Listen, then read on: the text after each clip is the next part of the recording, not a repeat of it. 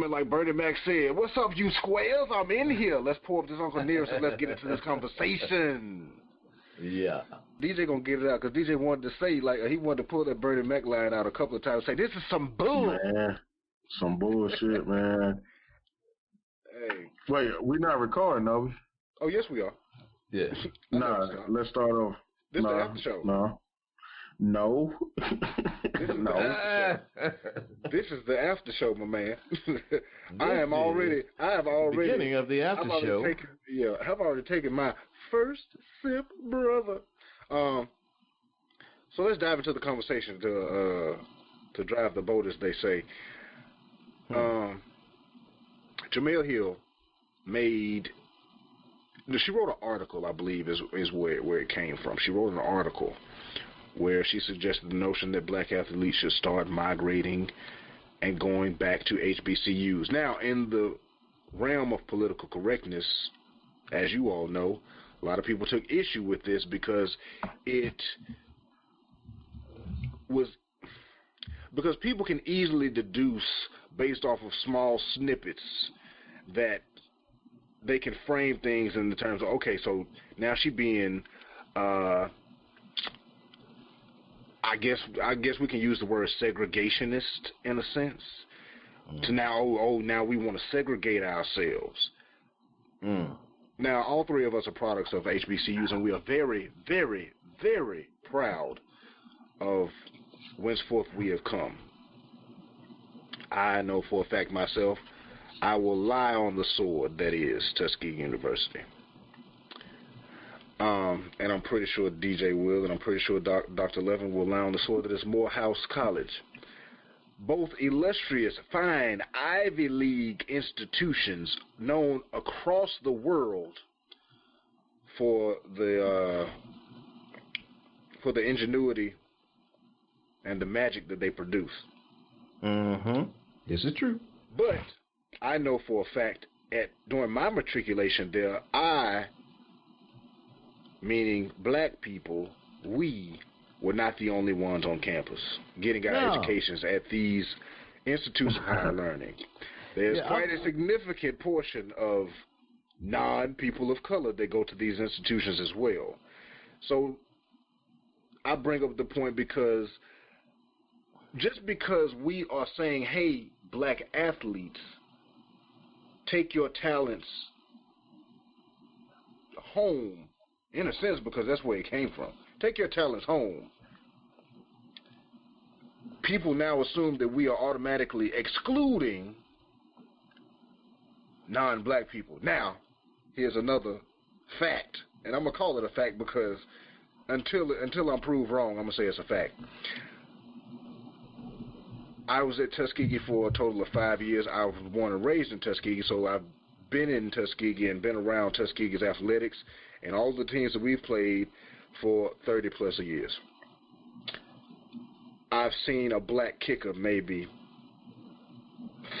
3 years out of the 30-something. All of our kickers were non-black. So we didn't exclude non-black athletes. No. So,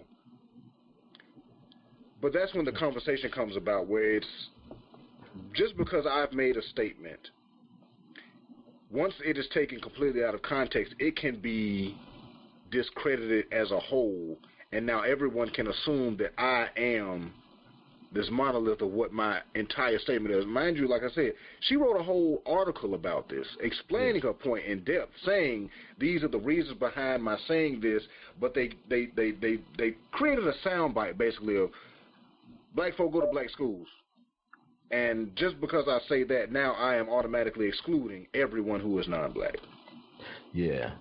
And I mean, it's funny, when you say black schools, I think the first little bit of outrage that comes from people comes from a place of complete and utter ignorance. Because they're like, well, if we had still white schools, and then there would be an outrage. First of all, the only reason they are historically black, and that's historical, that H is very important in the process, is because there were whites-only colleges.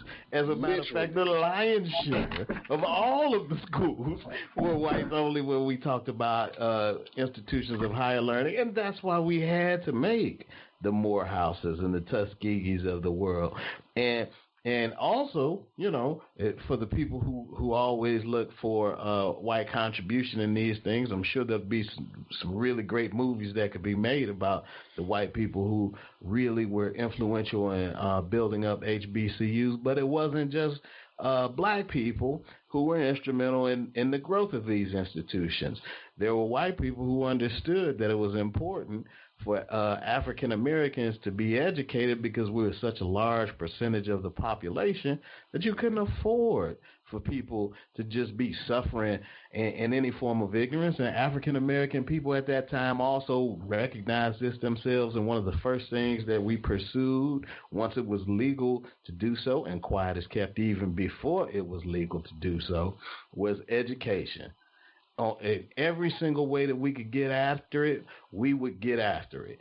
And we were so extraordinarily serious about education because it was a thing that could be, you know, that if you had, it could result in your death in the South, that, you know, that was the seat. These HBCUs were the seat of the civil rights movement. That's where the lion's share of the civil rights leaders came from and were educated, were in these HBCUs. But that H is important, and here's why. With Ms. Hill's article, the fact is a powerful thing that, you know, black students considering something that could be extraordinarily edifying for them going to a HBCU, and then also the resources that could come with top-notch athletes coming to these schools. But you know what? It doesn't just have to be black athletes. Top-notch white athletes, y'all are welcome too. You can be a white Morehouse man. I met some outstanding ones. We've actually had some student council members, and I think even the president, one time a valedictorian, who was a white Morehouse man. And you are welcome there. You're welcome at Tuskegee too, to make a great impact on all people in this country by helping to build up institutions that are willing to also help build you up. So I'm willing to extend her overture and talk about how these small schools where you have professors that actually know your name and care about you and have many of them are alums of the institution, and they have Tuskegee in their heart, or they have Morehouse in their heart, and they have a heart for teaching young black men and women. Hey, consider those schools that were made and designed to try to help edify you. Yeah. Most definitely. And one of the things that I always point out to people, especially when it comes to these HBCUs, because of their historical context and, you know, like you said, their origins and purpose for being created and started, is the nurturing aspect of it. It's almost like putting your child into a Montessori of sorts, where it's going to a Montessori, because things are, you know, for the most part, tailored around nurturing the students there, whether you're black, white, or otherwise, because I guarantee I know people that are going to PWIs, which are called predominantly white institutions, for the main purpose because majority of their enrollment is not people of color. The minorities on campus are the minorities on campus. But at a historically black college or university, it is because they were specifically started only for black people, because we could not go to any of the other schools that were around. So, what was the point I was trying to make? Yeah. Yep. Oh, it was, you know, I know, like, that's what I was saying. I know people that went to PWIs. We all know people that went to PWIs, where,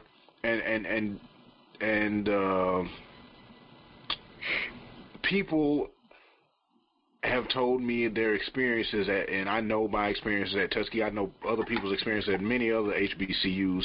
I know people's experience at PWIs, and my largest class at Tuskegee was maybe 30 or 40 people. The largest HBCU is NCA&T, and I think one of their largest class may hold maybe 60, 70 people, and those are going to be, your core classes, your Englishes, your maths, and things of that nature. But then you go to a PWI, and you got 100 people in your English class. Your professor doesn't teach it at all. You got a PA teaching your class, and, that whole rigmarole of the higher education system. And I know for a fact that a lot of people would not, I'm not going to say that. I'm going to take that statement back before I even say it. But HBCU prepares you in a lot of different ways that you are unaware of until you are out into the real world. And a PWI, in a lot of cases, hinders you. And that's my opinion. You can agree with it, you cannot agree with it. But I base mine off of, personal experience and personal anecdotes from other people in those said situations. But DJ, I'm gonna throw it to you, because I'll throw it back to Doc. But DJ, I'm gonna throw it to you because I know you work with a lot of people who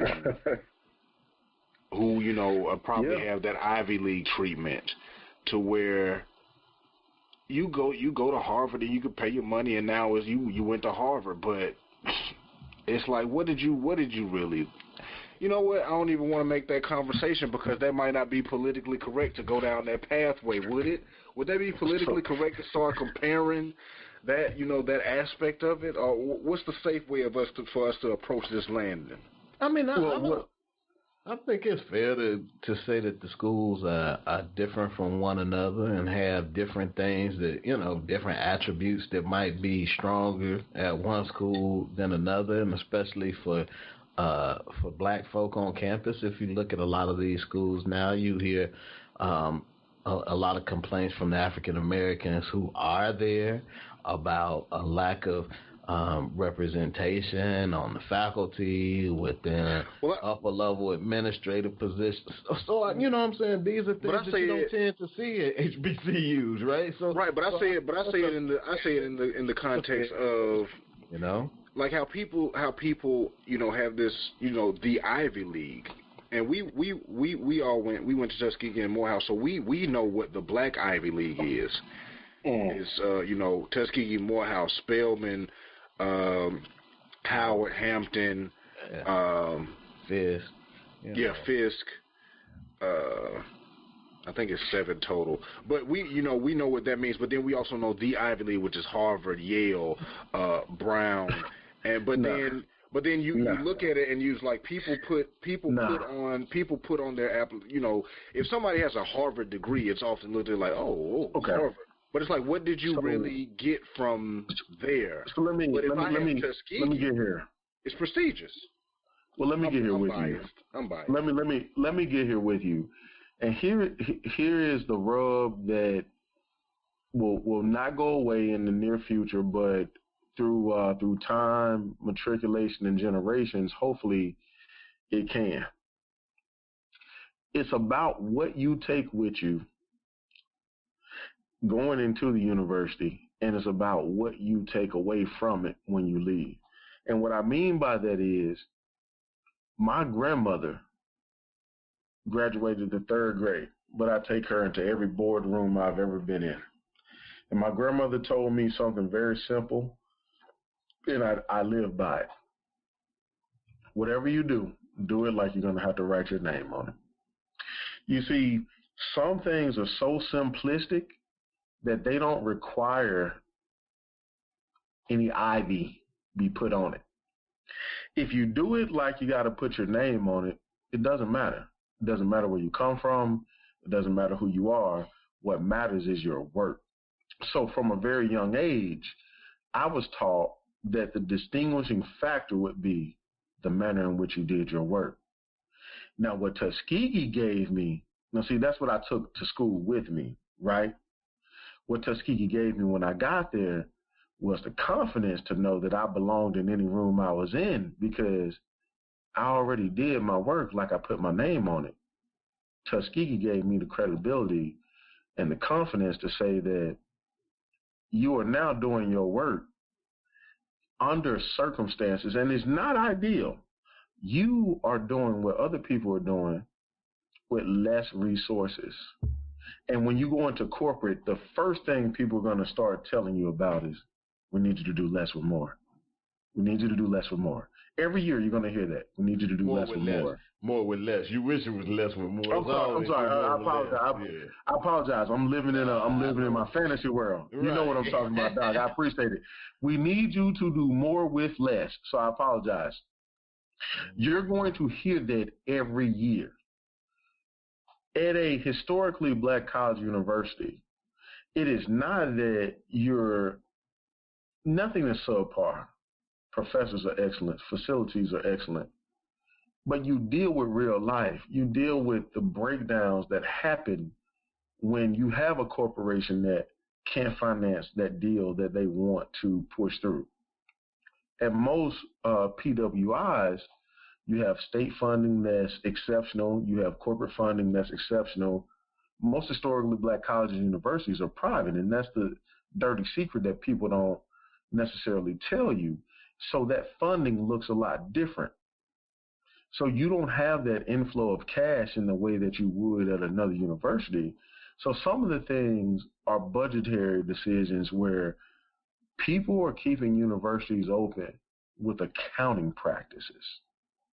So your life is going to reflect a job more so than just a degree program if you attend the HBCU. You are in the business of attending college. That is your business. That is your job. This is not your kick it time. This is you can do it, but you better be efficient as hell, because if you mess that up, it's a wrap. So the pressure and the responsibility gets shifted to you a lot earlier in life at a historically black college university, and you learn to stomach those things. You develop a thicker skin. You develop an appetite for understanding how to handle pressure and how to thrive in those types of environments. So for me, again, it's about what you take with you when you go there and what you take away. And again, what I took away was understanding how to thrive in less than ideal situations, because the circumstances are not going to always be great. So what does that create for an employer? It creates a situation where you have a person that thrives in the environment where adversity creates opportunity. So when situations are less than ideal, my performance is going to tend to be just a tad bit or extremely higher than that of my constituents, because I do not require a perfect scenario to perform.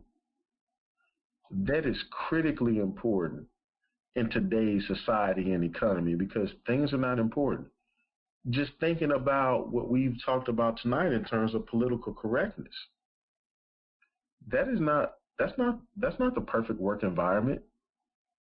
So what do you want? Who do you want? What type of people do you want in your environment? Do you want people who are adaptable, malleable, and adjustable, and they are accustomed to difficulties, and they're going to grind it out and look for some advancement on the back end?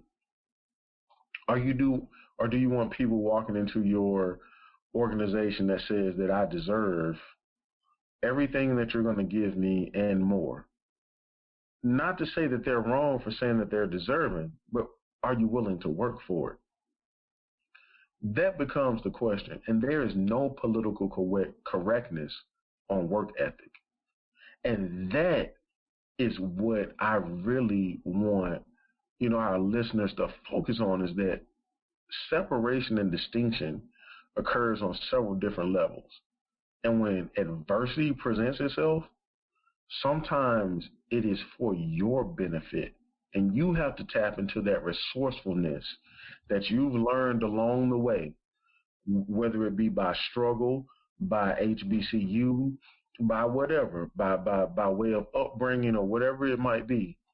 Tap into that thing that allows you to be comfortable being uncomfortable, and use it to your benefit. Because what we take with us from those experiences are more valuable than we think. And we have to start employing that into the corporate world, into our business lives, and alike. We have to. Dr. Levin, do you have a rebuttal? I went off into a dream world because I've been. I kind of like where this went, man. I honestly didn't see us going as deep down the HBCU path as we ended up going, but I'm glad we did that, and I hope that some people hear this talk that might have initially bristled when they heard the headline, because most people don't read the story. They hear the headline and they make up their mind, having heard the headline, right? And so if you don't know anything about HBCUs and you hear a person talking about black people should really consider going to HBCUs, and all you hear is, well, black people, segregation is the answer. We need to self-segregate. You hear other folks sometimes talking about how, it's not that we don't want black people around. It just seems like the black people tend to segregate to themselves, and you hear that a lot. And predominantly white institutions from people as a complaint when they talk about the Black Student Union, or when they talk about minority initiatives on campus, or when they talk about the minority faculty, or even African American studies. They're like, well, there's no white studies, and these types of things, right? The things that come from places of really what it comes down to is complete ignorance. And so I'm glad that we got to have this part of the talk specifically when it comes to HBCUs, because I think folks wonder sometimes why we are so proud of our HBCU affiliations and the experiences that we've had. And again, as when we talk about people being more important than things, the relationships more than anything else that we carry the relationships that we established during those college years, and then you get to follow some people who've done some incredible things since then, and that just reinforces your belief in the institution, and it makes you want to help other young people experience a similar field of what you had. And so then that makes you want to tell people, hey, whoever you are, consider Morehouse, consider Tuskegee. I remember when I was looking at all my schools, and I had pretty good grades in high school, when I was making my decision of where I was going to go undergrad. And I talked to a lot of people about University of Illinois, about Yale, about all these other places that had great reputations. And a friend of mine from the tennis team, his name was Jean-Pierre Baptiste. He's passed. J.P. Baptiste told me that he was going to apply to Morehouse. And I was like, really? I was aware of what Morehouse was. It was a black school, but I hadn't really looked into it at all. And he was like, yeah, man, it's a great school. You should look into it. But most of the folks that I was talking to, black professionals at that time, were not educated at HBCUs, and so they were saying, hey, you're smart, you should be looking at trying to go to one of these Ivies. That should be the thing that you should do. JP was cool about everything. He could act, do good dress, cool. He had a really high level of style and class, and I was like, shh, if he likes it, it's worth checking out. And so ultimately, JP chose Tuskegee, and he loved it. But the fact that he thought that Morehouse was so great, man, I looked into it, ended up applying, got a scholarship, everything worked out well. But there was a gentleman, Dr. Cross was his name. About all of the other schools, people talked about how it was a good school and this, and my grades were great. But he said, if Morehouse will have you, then you would benefit, and it would be your best decision you ever made to go there. And I was just like, wow, I've never heard an endorsement like that. And so when you think about the transformative impact that these institutions have had on the lives of black folk, then you can understand why we promote them so much. And it doesn't mean that, I got my PhD from Texas Tech. I love my Texas Tech situation. I'm a Red Raider as much as anybody else is. I put blood, sweat, and tears into that institution. I send them money too.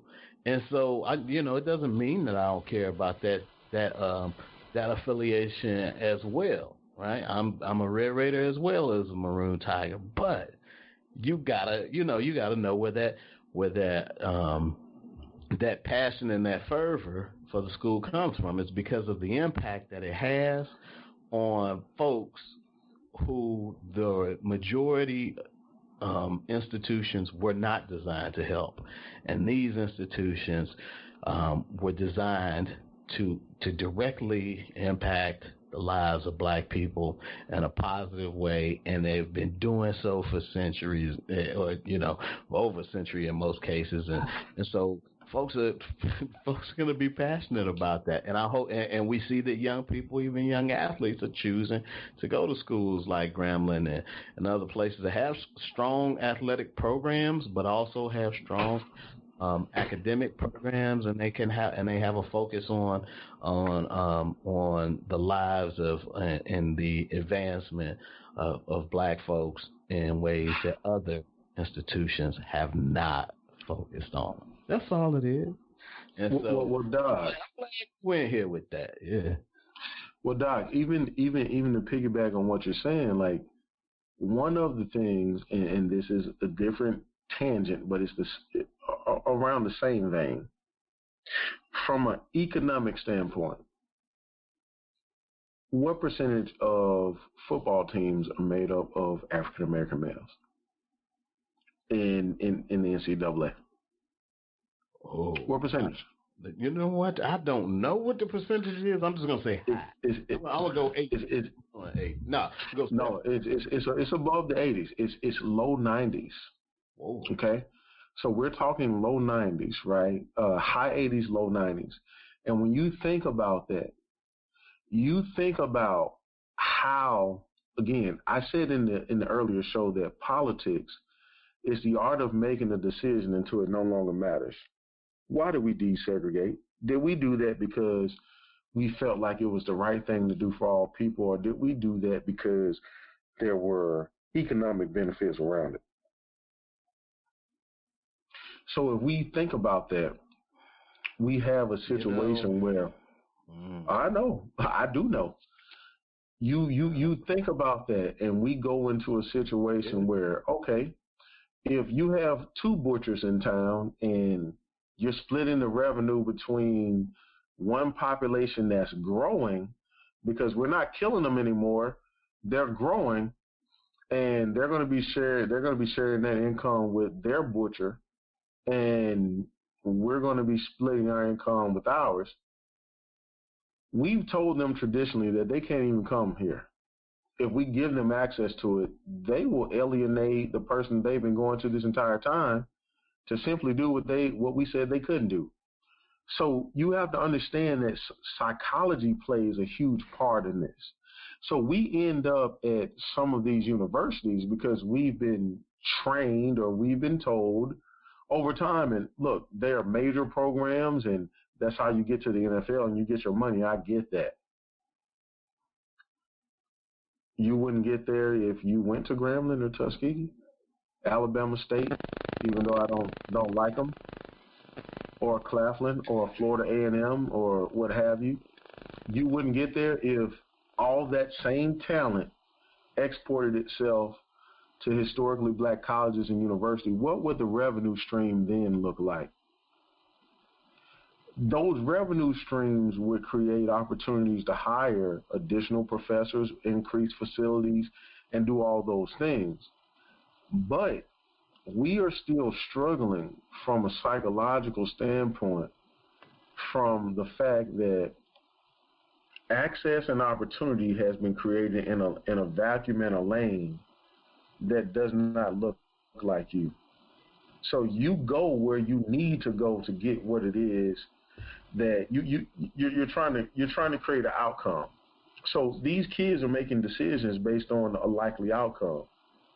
if they were to mobilize, or we were to create a situation to allow them to mobilize, if they went to historically black colleges, universities, they would end up in the same positions and predicaments that they otherwise would be in at a University of Alabama, Auburn, or what have you. Because high 80s, I think it's between 88 and 90% of the football teams are African American or people of color. Yeah. We have the authority and the ability to do whatever it is we want to do. We have no plan. I think that's a fair critique. I mean, I feel like that's a fair critique. When you think about the decision making process for a young athlete, a young student athlete, a lot of times, especially if they're coming from a background where they, their parents don't have money and they're first generation college educated, well, by definition, those people don't have an experience with an HBCU at all. They haven't had one in many cases. They might not have anybody in their immediate family that's gone to college, and sometimes not even in an extended family. And so the large school, the Alabama, the Auburn, those schools are going to be the ones that are likely to jump out as the preferred institution for those folks, because those are the ones that you see the most. I play football, and so I live in Alabama, or I'm from close to Alabama, or even if I'm not from close to Alabama, I want to win a national championship, and they're like, Alabama's where you go, right? And so the decision for the student athletes that have the wherewithal to study into this and sort of make a decision that's a less common decision, I applaud them. That's not something that people are just that you automatically think folks are just going to make that type of decision. It's usually a deliberative one that gets you to that place, which I think is really cool. I think it speaks well to a person that's getting ready to embark on in many cases, a liberal arts type of education where you're expected to do some thinking and develop a worldview and all the rest of this type of stuff. It impresses me that even before you started at school, you started thinking about things that might not have been right in front of you by virtue of the fact that your parents went to certain schools, or you've been surrounded by professionals who were successful because of these institutions, and all the rest of this type of stuff is like, hey, this is where I'm going with it. This is what I thought through, and I landed on Grambling, a FAMU, or a Hampton. And I mean, they have some tremendous alums who've come out of those schools and done exceedingly well in the NFL. So to your point, Destrin, about how if you got that talent, you're going to be able to make it pop from any of these places. That's true, and increasingly true nowadays, where more games are televised. We have so many channels now and so many things that can be streamed. If you're a good player, you're gonna get some play. You're gonna get some shine on some level of television. Now, it might not be network TV at prime time like it would be if you're at one of these top programs, but people are going to be able to see you.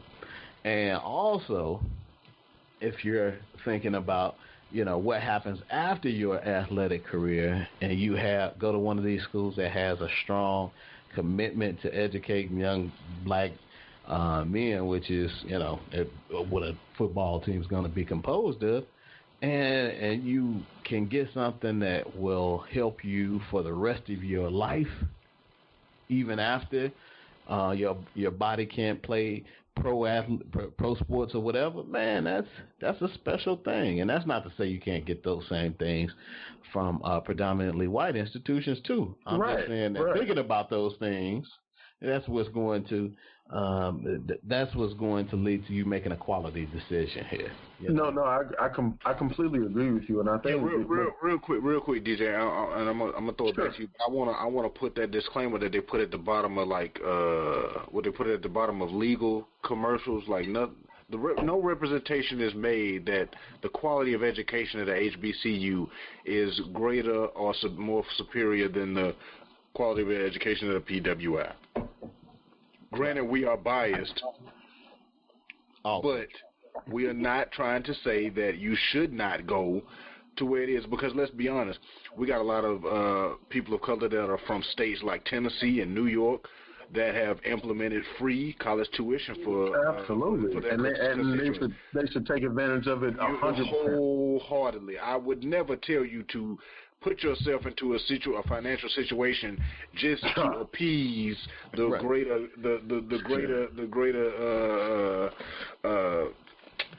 good saying, hey, go to a HBCU because you black. Well, look, if the school down the street is free, shall I not move? Go. Shall I not move? University of Delaware and University of Pennsylvania is within our purview.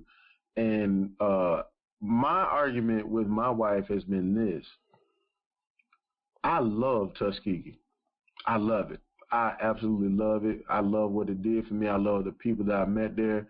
We wouldn't have the family that we have if it wasn't from them. However,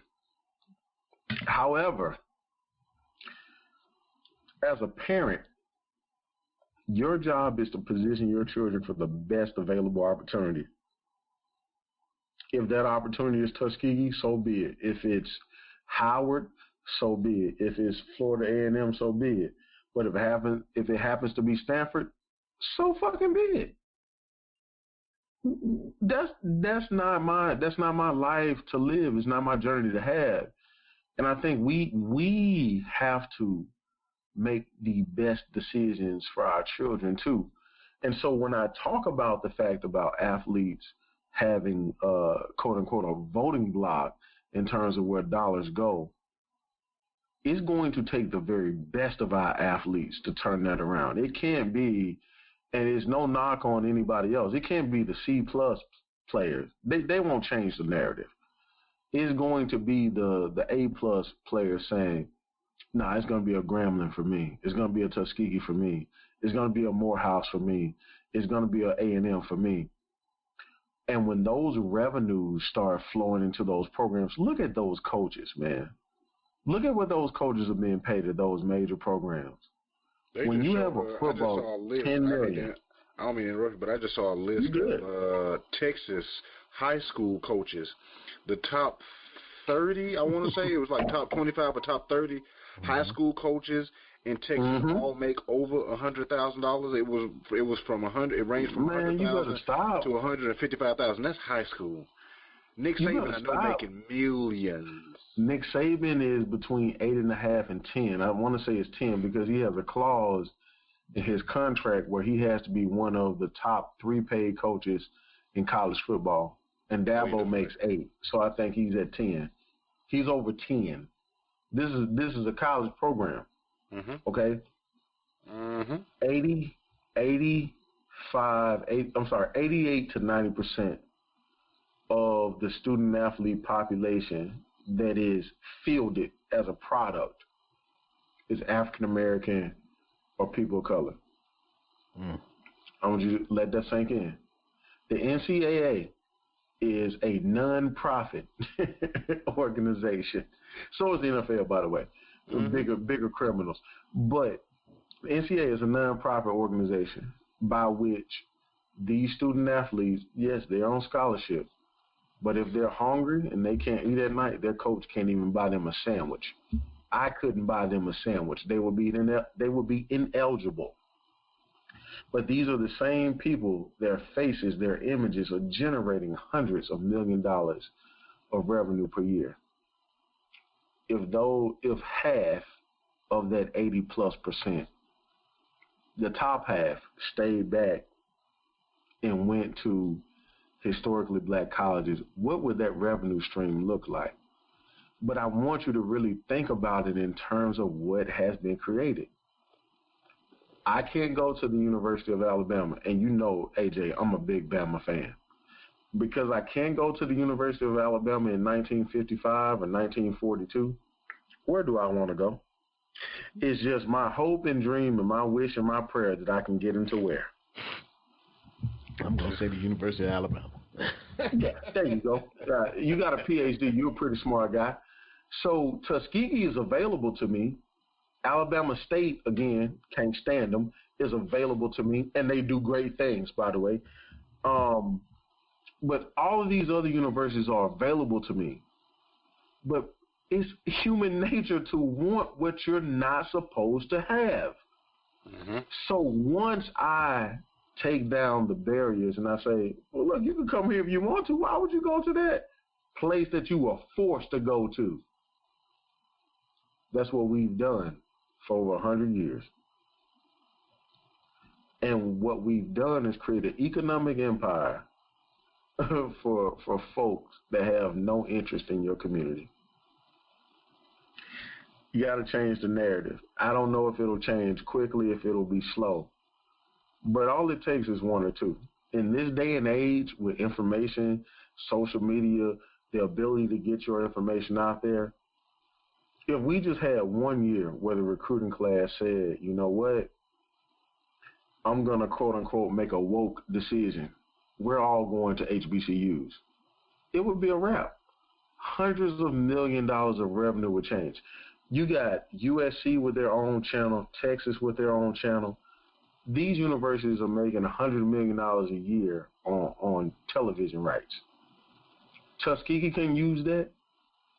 AJ, if I'm not mistaken, we have the most land of any HBCU in the country. I think we do, and we also I think we still are the only HBCU where pretty much our entire campus is designated as a National Historic Site. As a National Historic Site. Why can't you benefit from that? You know why? You don't have the pool of the student athlete to demand the corporate dollars. You have the intellectual capital, and that's all they're going to give you. You know it. So we need to mobilize that.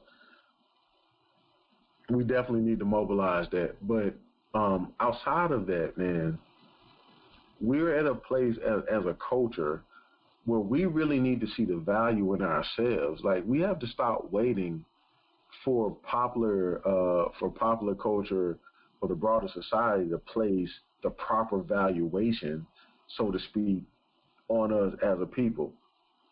The price is called priceless.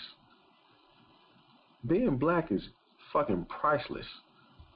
And if you don't feel that way, then you're deteriorating the brand. And if you don't uphold the standards by which you are priceless, you're also. So we have to hold each other accountable. So when you see bullshit, you have to call it out. When you see this bogus behavior from our young men, our young women, you have to call that out.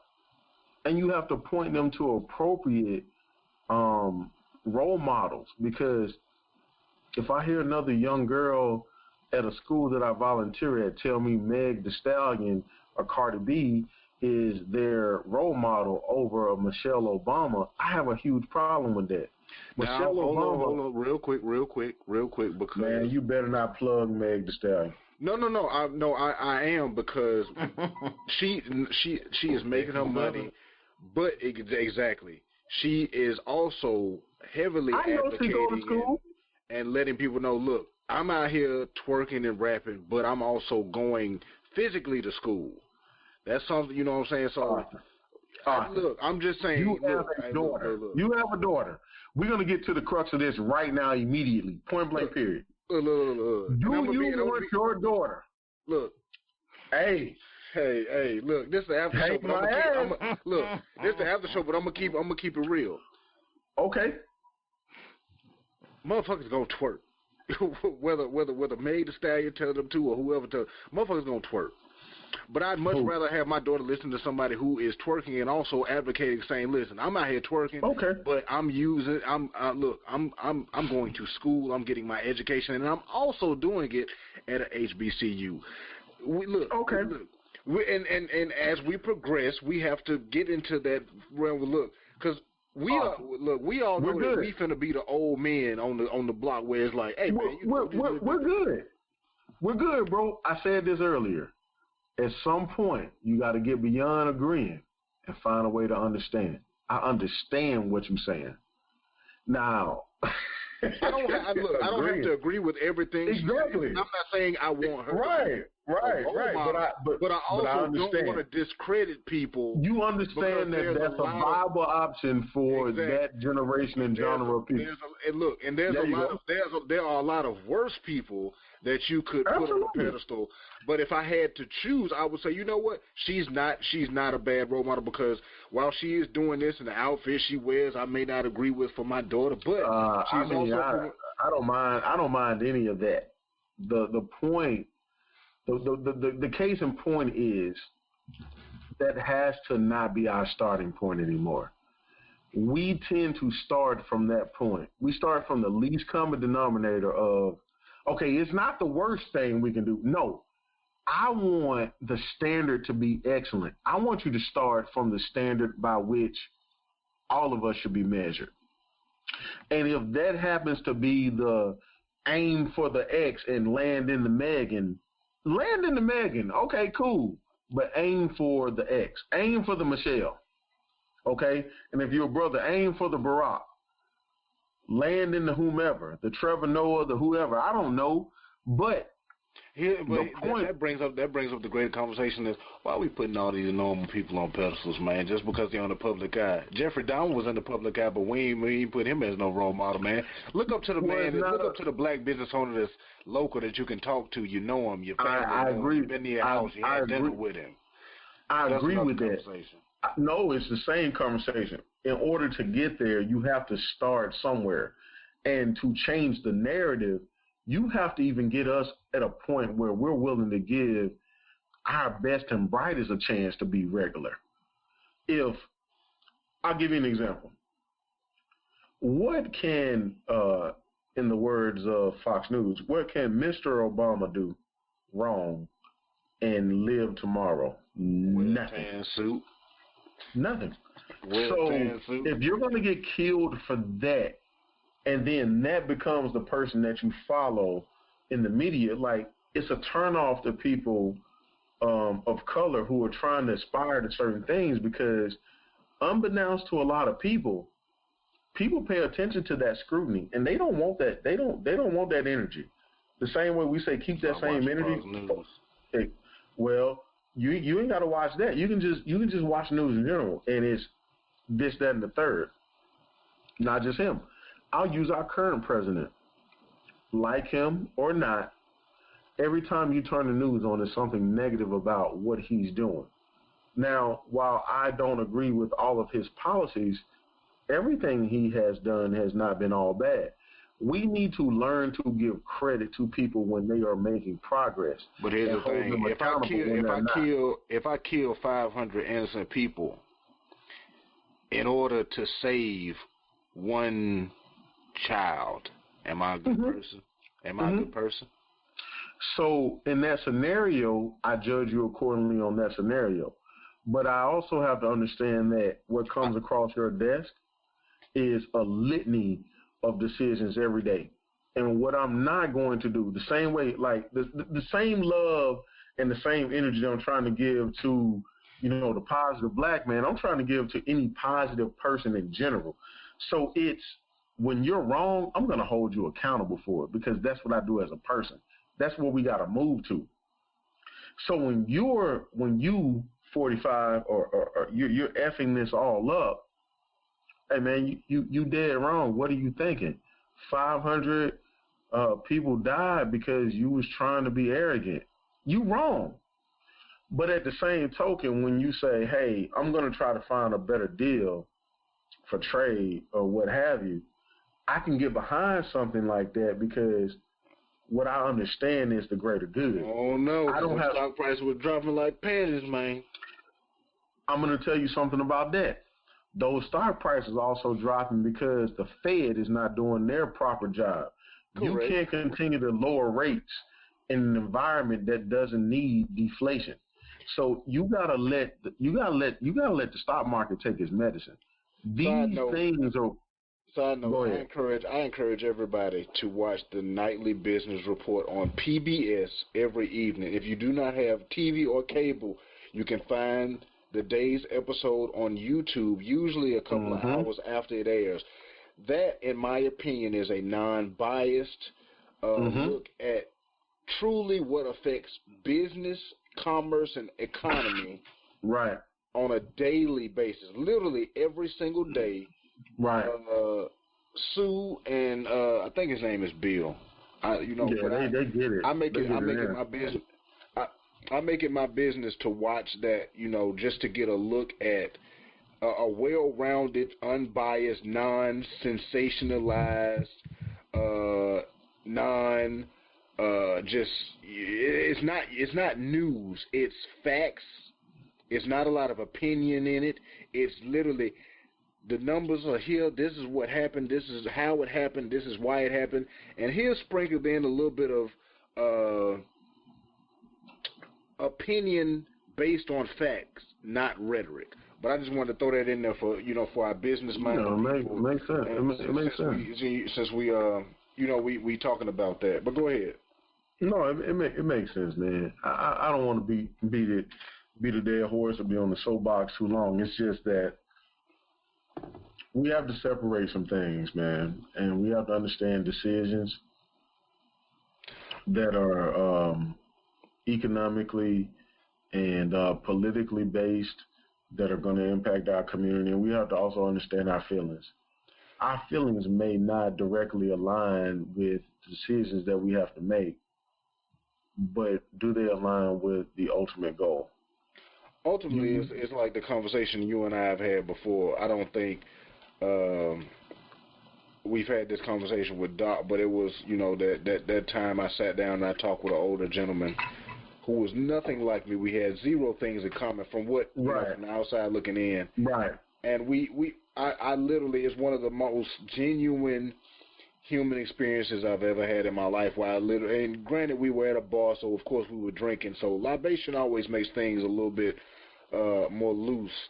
But it was so genuine in that from the outside looking in, you could not have told me that I would have enjoyed the conversation that I had with the gentleman as much as I did, and that we would have had so much in common from the outside looking in. It's a quite older gentleman. I think I might have mentioned it on here before. I'm not sure. I might have. But it was just engaging in the human experience, like DJ always says, and that's kind of when we started that talking about just engaging in the human experience, where you talk to people from a genuine and open-minded perspective of let's sit down and talk. Much like we do here on the BREADren podcast. Like I said, we are three totally different individual people. We have a lot in common. From the outside looking in, you can obviously tell that we are all three black men. If you dig deep enough, into our social media and things of that nature, if you can find us, you'll find out that we're all husbands and fathers, and we're working people, we're business owners and things of that nature. So there's a lot of surface level commonality that we can see and find amongst ourselves. But then when you get down into things, that's when you start finding the core of people and their character. And I think oftentimes, especially when it comes to political correctness, politics rubs people the wrong way in terms of character. Because just because I don't agree with you politically, I should not automatically deem you a person unworthy of my conversation, compassion, communication, or collaboration. And I'll say that again. Just because we do not agree politically does not mean you are not deserving of my communication, my collaboration, and two other C's that I said. I was about to be impressed. I was about to be impressed if you made it through it. Communication, collaboration. Communication, collaboration. It was two more C's. It was conversation. Conversation. Communication, collaboration, and conversation. It was three C's. Triple C. That's it. That's better. You're about to hit him with a whole Jesse right there. That was a whole Jesse Jackson right there. I'm back on at you with alliteration. In this year of degradation. I am somebody. Somebody I am. Rhyming words. Shit and turds. But yeah. No. Ladies and gentlemen. So close. Hey, so close. Hey, look, it's the after show. Hey, it is what it is, man. It's cheesy. We gonna We start wrapping almost this got up, out of man. here. We better. We almost did. We almost got out of here. Yeah. Well, we almost made some sense of it, didn't we? I think that's Frank Sinatra. The boy Jack Goody sampled that on a wonderful track on one of the Bowtie Lives. I need to go back and listen to it. That was a previous day in my life. I'm gonna take this final sip of the Uncle Nearest. Shout out to Uncle Nearest. Y'all find it in your local stores. Yes, I'm pubbing it. No, they are not supporting this podcast. Maybe they will. Let me talk to Fawn Weaver. Yeah, maybe. If anybody knows it, put us in contact. Y'all know we looking for sponsors. We drink. DJ is consistently right on the. I'm gonna be angry with Hennessy if they don't. On the seas of hen. It's consistent with it, man. But you know, LVMH is such a conglomerate that you know it seems very far fetched. They own everything, and if you don't know. In terms of business, look up LVMH. They own everything. Hey, Tip, holler at me, man. I need you to hashtag them. You done did everything with everybody. We follow you expeditiously. Why don't you come over here to the BREADren and give a little love, man. Come on. Well, yes, ladies and gentlemen, this is the BREADren Podcast. This is what we do. We are pleased, honored, and appreciative of your support. Thus far and ongoing. But final thoughts and to leave you with this before we close this thing on out, because for one, we know we're not consistent. We know we're not. We admit that. But heavy is the head. We wear a lot of different crowns over here. And we're not fighting over the throne because we all three got thrones. But when we do commit to doing what we do and we do present it to you all, you can guarantee that it is 100% real, honest, and true. We do not sugarcoat this. We do not script this. We do not plan this. We are not endorsed by anybody, although we will take endorsements from certain companies. We'll align ourselves. Like DJ always says, we will align ourselves. We are not ashamed to align because, like we have said in this conversation about political correctness, we didn't do a lot of talk about microaggressions. We really honed in on that political correctness because we know the times we're living in. It's a very sticky time where people are walking on eggshells, and communication and collaboration is at an all-time low, in my opinion, because people are dead set on not collaborating and communicating with people whose ideals do not 100% align with them. And if they are aligned with you, once they find out that one of your points on your agenda does not match theirs, all bets are off. And as much as we want to, be steadfast in our non-negotiables, sometimes we need to reevaluate, especially at different intervals in time when progression comes about. It's like, hey, okay, I've had this agenda under my belt for 5 years now. Let's go back and reevaluate. It's just like a driver's license. Time to get it renewed. Let's make sure that these are still the things that we want, and these are still the outlines and the bylaws and the guidelines that we're gonna work with. And if somebody, for lack of a better term, violates or does not agree with 1, 2, and 4, then all bets are off. But if somebody has a differing opinion with any of the other ones that were mentioned, then we work through it. We communicate and we work through it. We talk. And I think that's ultimately the like DJ says, it's the crux. It's that linchpin. It's conversation. Being able to have the discipline to sit and listen to someone else's opinion without letting emotion fully control your response and or your reaction is a hell of a thing. Not many people can do it. People that can do it, those are possibly some of our greatest leaders. But Dr. Levin, I'll throw it to you. DJ, I'll throw it to you. We'll close this thing on out so we can go take care of our fatherly and husbandly responsibilities as they pertain to ourselves? Yeah, I don't have a lot. I just want to say, People are more important than things. well, obviously, of course, people are more important than things. And in that vein, I like to tell the people out there to support your historically black colleges and universities. I think today, if you didn't have, in this, there's a documentary called what is it? We Are Rising, I believe, that talks about the development of the historically black college and university in the United States, and I think that's a great watch for people who might be legitimately interested in how historically black colleges came about.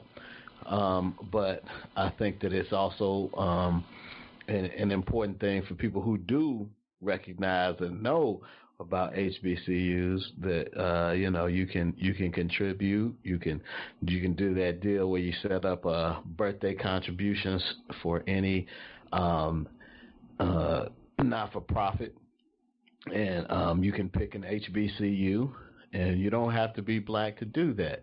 And that's the thing that I think people that I do want folks to walk away with. Historically black colleges and universities in the United States of America, even though they come from a difficult past, are a great asset for our country, and they represent people who bring a great opportunity for not just themselves but for the entire country, right? And so the human capital that is created and fostered and developed within these institutions is extraordinarily important for making our nation a better one. And it's important for everybody to recognize that, and for whatever way that you can contribute to making those institutions better, it's going to reflect itself and our nation becoming better. And so I would encourage you to do that. So that's what I wanted to use my time to talk about that particular type of support. And I'm optimistic that there will be some people out there who will hear that and remember that there was a check that they meant to send, and they're going to send it now. So thank you. Indeed. Brother Wells. What can I say, man? I am a product of a historically black college and university. I am also a product of a racially segregated state that has a troubled history with trying to rationalize equal opportunity for people of color, and for all intents and purposes, the underserved, not just people of color, but if you are a Caucasian or American and you don't have the economic means, then you fall right into the same category. My closing remarks will really focus on finding common ground in the things that we can understand about each other, as opposed to fight about and disagree over. There is much more that we can be understandable about and find a way to mend some of the relationships that have been broken through time and systemic issues than we think. We further have an opportunity as a people and as a culture to redirect our youth and our next generation in such a way, based on information and technology and the things that are available to them, to help them be more efficient, more effective, and smarter stewards of capital, create more business owners, and create more commerce amongst ourselves than we're currently doing. That responsibility rests on an entire generation and an entire community of people that look like us. It's incumbent upon us to continue to enhance and develop the relationships that we have been building and to really figure out who are your allies and who are the people who are along for the ride. We owe that to the people that are next so that we can hand over the proper Rolodex to them. And finally, what I would say is that we also owe it to ourselves to explore the best of what is next for us and to really push the envelope and use the exact tactics and strategies that we're talking about on this call tonight with our constituents to make sure that these opportunities are being created, because it's more than lip service. We have to be men of action, and we have to be a group of people that are mobilizing ourselves for action. So in the grand scheme of things, our agenda has to be two-pronged. We have to take action and we have to execute, but we also have to educate. So execution and education has to become our main focus, executing on the things that we need to do as the folks that are in a position to make change today, and educating those that are coming after us to pick up that mantle and move forward. We need continuity between generations as opposed to these gaps and these lapses of some type of systemic change. So those are my closing remarks on tonight. I really appreciate the conversation and the dialogue. It's been far too long since we got together, and hopefully schedules will be accommodating so that we can do this on a more frequent basis and get back to our regular scheduled program. So thank you both. I appreciate you guys. Most definitely, as always, I appreciate both of you all for taking the time and effort to embark on this journey with me. I've said it multiple times. I will always say it. I won't stop saying it. Maybe we start dropping bites instead of the full-length versions that we are releasing to people. I know that, the people that listen and support us are appreciative of the content that we are dropping, but to suffice some others, maybe we make our schedules align and drop smaller, shorter episodes with more, I don't want to say more substance, but you know what I mean, with just like a bang, here you go real quick, without us having the full, roundtable discussions that we have here on the BREADren podcast, which we are so well known for. But in terms of this conversation, I like the turn that it took, because we have a platform. We will use it at our discretion. That is a non-negotiable for us, and I am speaking for us because I know it is one of ours. That's on our agenda. We have a platform. We will use it.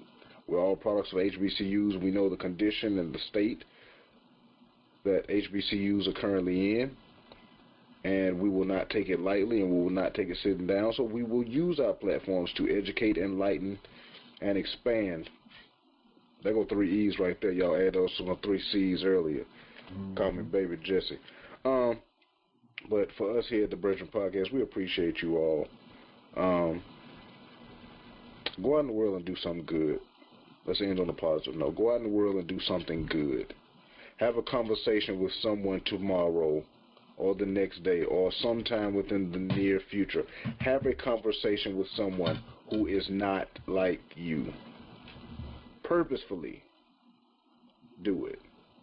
It may change your life.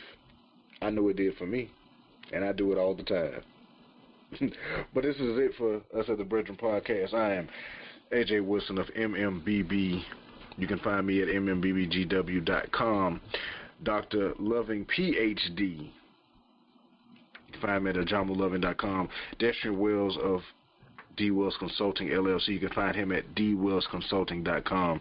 And you can follow the BREADren podcast on Facebook and Instagram at BREADren Pod. That's BREAD like bread, because we always about our bread. We always getting bread. BREADren, BREADREN POD on Facebook and Instagram. Follow us. Subscribe to our podcast on any platform that you can possibly find podcasts. And if you are using a platform and we are not on it, let us know. communicate with us. We love to communicate with our followers. We often do on our Instagram and our Facebook, and in our personal domains and email addresses. You can find them if you can find us. But that's going to do it for us here at the BREADren Podcast. We still chugging along in Season 2. This might be a long season, but we appreciate y'all for sticking with us. We love you all, and good night.